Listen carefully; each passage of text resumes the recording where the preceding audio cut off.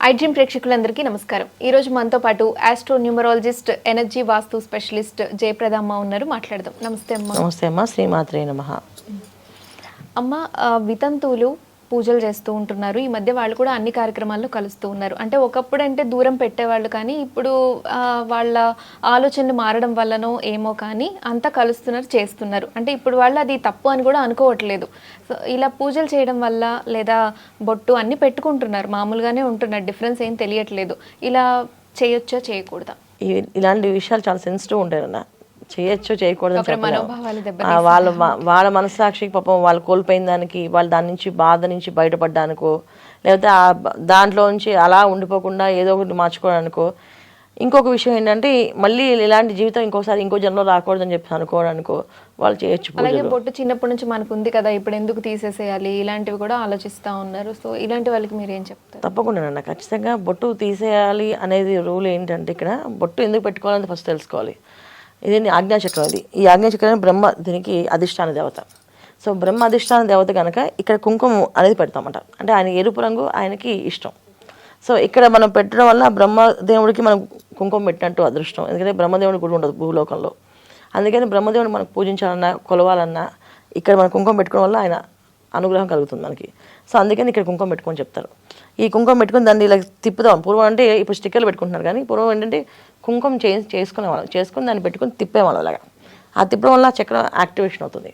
So ఈ చక్రం activation అవ్వడం వల్ల ఏంటంటే మనలోని ఏదైనా ఆలోచనలు, అంటే దుర్మార్గమైన ఆలోచనలు, నచ్చని కొన్ని ఆలోచనలు ఉంటాయి కదా, నెగిటివ్ ఆలోచనలు, అవన్నీ బయటికి వెళ్ళి పాజిటివ్ ఆలోచనలు ఉంటాయి. సో ప్రతి విషయము ఎదుటి వాళ్ళకి సాయం చేద్దామనో, లేకపోతే మనకి అనుకూలంగా ఉన్నది ఏదైనా, వాళ్ళకి అనుకూలంగా ఉన్నది ఏదైనా చేద్దాం అనుకోవడమో, ఇలాగ ఆలోచించే తత్వం వస్తుంది. అంటే ఒకప్పుడు మనం చూస్తే ఊళ్ళో ఏదైనా కష్టం వస్తే ఒక 10 కుటుంబాలు వచ్చి తలో చేసేవాళ్ళు పూర్వకాలంలో. ఒక 50 ఏళ్ళ కిందట, 40, ఒక 70 ఏళ్ళ కిందట అనుకోండి. సో నీ వాళ్ళ కుటుంబం కష్టం వస్తే వీళ్ళందరూ కూడా పాపం తలో వేసి అందరం కలిసి మనం అందరం ఒక ఊరు వాళ్ళమి, ఒక వీధి వాళ్ళమి, ఒక ఇంట్లో వాళ్ళం అన్నట్టుగా ఉండేవాళ్ళు. అలా అలా అలా మారిపోవడానికి కారణం ఏంటంటే ఇలాగా విపరీతమైన ఈ పైత్యాల వల్ల. ఏంటంటే మనతో వచ్చింది కుంకుమ మనం పెట్టుకోవాలని లేదు. ఇక్కడ వివాహం అయ్యాక భార్యాభర్తలు ఇద్దరిలో చెడు ఆలోచన రాకుండా ఉండడానికి కోసమని ఇక్కడ కుంకుమ పెట్టుకోమన్నారు. అబ్బాయిలు కూడా పెట్టుకుంటారు ఇక్కడ కుంకుమ పెట్టుకోవాలి వాళ్ళు కూడా. ఎందుకంటే బ్రహ్మదేవుని పూజిస్తూ ఉంటే మనకి ధర్మార్థ కామ మోక్షాలని చెప్పేసి 4 మనలో ఎప్పుడూ ఉంటాయి. సో ఒకటి ధర్మం కోసం బతకాలి, ఇంకోటి కామ్యార్థం కోసం బతకాలి అండి, ఇంకొకరు ఎవరికైనా సాయం చేస్తూ బతకాలి. ఇది మన పెద్దవాళ్ళు నేర్పించింది. వీటిని ఆపోజిట్లో అంటే మన కోసం మనం బతకాలి ఏంటి, మనకేవే కోరికలు ఉన్నాయో ఆ కోరికల కోసం మనం బతకాలి అండి, నా కోరిక తీరాలి అనే ఏవైతే తప్పుగా ఆలోచిస్తారో వీళ్ళ కోసమని భగవంతుడు ఇలా కుంకుమ పెట్టి చేస్తే అలాంటి కోరికలు పుట్టవనేసి. అంటే కామ్యార్థం వేరు, కామం వేరు. సో కామం ఎవరి మీద ఉండాలి అనే దాని మీద కూడా అర్థం ఉంటుంది అనమాట. సో దీనికోసమని మన పెద్దవాళ్ళు ఏం చేస్తారంటే కుంకుమ ధారణ అనేది దానికోసం ఇచ్చింది. మన వాళ్ళు మన పుట్టుకతో వచ్చిందని కాదు అర్థం.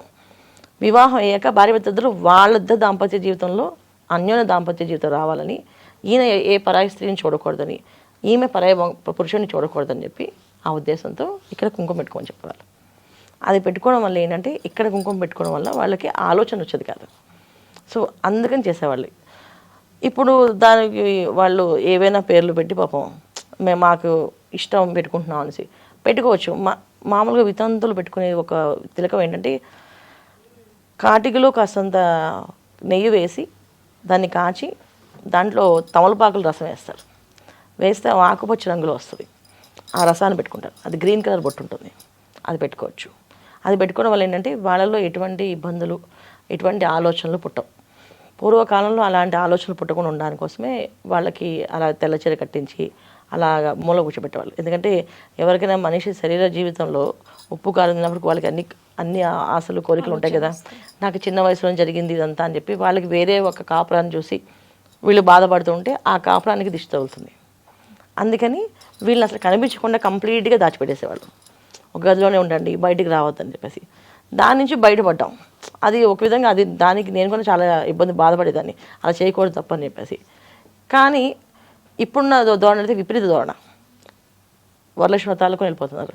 నోములకి దూరంగా ఉండాలి వీళ్ళు, నోములకు వచ్చేస్తున్నారు. పూజలు చేసుకోవచ్చు అన్న. పూజలు ఇప్పుడు నా జీవితంలో నాశనం అయింది స్వామి, నెక్స్ట్ ఇంకొక జన్మలో అయినా నాకు మంచి జీవితాన్ని సౌభాగ్యాన్ని ప్రసాదించు, అర్ధాయుష్లో ఇలా జరిగింది కనుక నాకు పూర్తి సంపూర్ణమైన సౌభాగ్య జీవితాన్ని ఇవ్వని చెప్పి పూజ చేసుకోవచ్చు. కానీ నోములు చేయకూడదు, నోములకు వెళ్ళకూడదు. నోములు అంటే ఏంటంటే సౌభాగ్యం కోసం చేసుకునే నోములు. ఈ సౌభాగ్యం కోసం చేసే నోముల్లో ఎవరో ఒక రూపంలో అమ్మవారు వస్తుందని చెప్పి ఈ నోము ఎవరైతే చేస్తారో వాళ్ళు ఎదురు చూస్తుంటారు. ఎవరో ఒక రూపంలో అమ్మవారు వస్తుంది. అందుకని పిలవని పేరంటానికి వెళ్ళొద్దని మన వాళ్ళు చెప్తుంటారు. అనుకోకుండా ఒకవేళ ఒక ముత్తైదు ఎవరో మన ఇంటికి వస్తే అది అమ్మవారే పంపించిందని చెప్పి ఆ ముత్తైదుకి ఇంకా స్పెషల్గా తాంబూలం ఇవ్వమంటారు. పిలవకుండా వచ్చిన వాళ్ళకి ఇంకొంచెం స్పెషల్ తాంబూలం ఇవ్వండి అని చెప్తాను. ఎందుకంటే అమ్మవారు ఆ రూపంలో వస్తుంది, తెలియదు మనకి. ఆవిడ ఏ రూపంలో వస్తుందో, ఎలా వచ్చి వాళ్ళకి వరం ఇస్తుందో తెలియదు అనమాట. అందుకని నోముల జోలికి వెళ్ళకూడదు. వరలక్ష్మి వ్రతానికి, మంగళగౌరి నోములకి, తర్వాత మనం చేసుకునే ఈ శ్రావణ మాసంలో, తర్వాత దసరా నవరాత్రుల్లో, అమ్మవారి నవరాత్రుల్లో నోములు చేస్తాం అందరూ. అంటే అమ్మవారి నవరాత్రుల్లో ముత్తైదులకి తాంబూలాలు ఇచ్చుకొని ప్రతిరోజు అమ్మవారు వస్తుందని చెప్పి ప్రతి ముత్తైదుకి పసుపు రాసి పారాయణ పెట్టి బొట్లు పెట్టి ఈ కార్యక్రమాలు ఉంటాయి. అలాంటప్పుడు వీళ్ళు తోడుగా వెళ్ళకూడదు. వీళ్ళు వెళ్ళడం వల్ల అది ఒక రకంగా ఏంటంటే వాళ్ళకి సౌభాగ్యానికి ఇబ్బంది. అంటే సౌభాగ్యం నోములోని ఒక పూర్వ సువాసన అంటాం. వెళ్ళి పూర్వ సువాసన వచ్చింది అంటే ఖచ్చితంగా వీళ్ళకి ఏదో ఒక ప్రమాదం జరుగుతుందని అర్థం. ఆ ప్లేస్కి అసలు వెళ్ళకూడదు. అందుకే పూర్వకాలంలో అసలు పంపించేవాళ్ళే కాదు, బయటకు వచ్చేవాళ్ళే కాదు. కానీ వాళ్ళ విపరీతంగా వాళ్ళు రావడం వల్ల, వెళ్ళడం వల్ల చాలా వరకు మనకి ఇబ్బంది అవుతుంది. సరే గుళ్ళో కొన్న తాంబూలాలు ఇచ్చినప్పుడు వీళ్ళు ఎవరికి కంట కనబడుకొని వెళ్ళాలి పక్కకి. నేను వెళ్ళాలని చెప్పి చదువుకుందాం కూర్చుంటారు. పాపం ఆ ముత్తైదు వెళ్ళి మీకు తాంబూలం ఇవ్వచ్చా అనే పరిస్థితి వచ్చింది, అడిగే పరిస్థితి వచ్చింది. అప్పుడు ఈమె నో అని చెప్పకూడదు, నాకు ఇవ్వకూడదు అని చెప్పకూడదు, ఇవి ఇలా అడగకూడదు. అసలు తాంబూలం పట్టుకొని ఎదురు పడకూడదు కూడా. సో వాళ్ళు చేసిన నోమంతా పోతుంది. ఇవన్నీ చాలా ఉంటాయి నాన్న.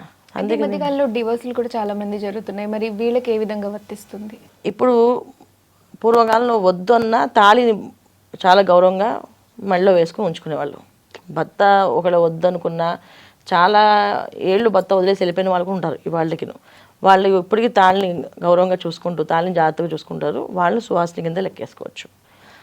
తాళిని తీసేస్తే వాళ్ళు సువాసిని అయినా సరే తాంబూలం ఇవ్వకూడదు. నోములు పనికిరారు వాళ్ళు.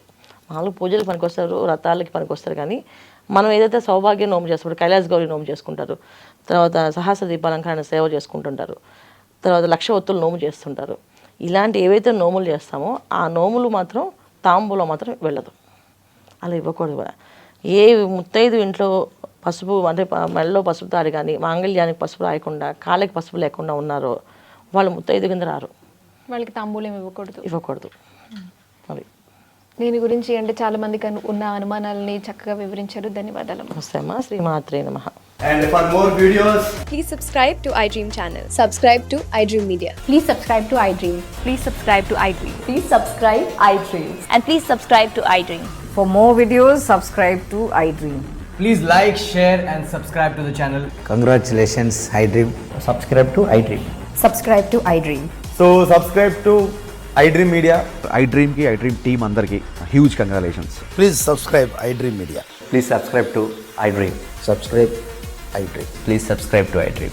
iDream అంటే నా కళల ఛానల్ సబ్స్క్రైబ్ చేసుకున్న నోరు తిరుగుతలేదు, మీరైతే గంట గుర్తు కొట్టండి. For more such videos, please subscribe to iDream. Subscribe to iDream. Please subscribe to iDream. Please subscribe iDream Media. Please do subscribe to iDream. Please subscribe to iDream Media. For best entertainment and information, please subscribe iDream. And don't forget to subscribe to iDream.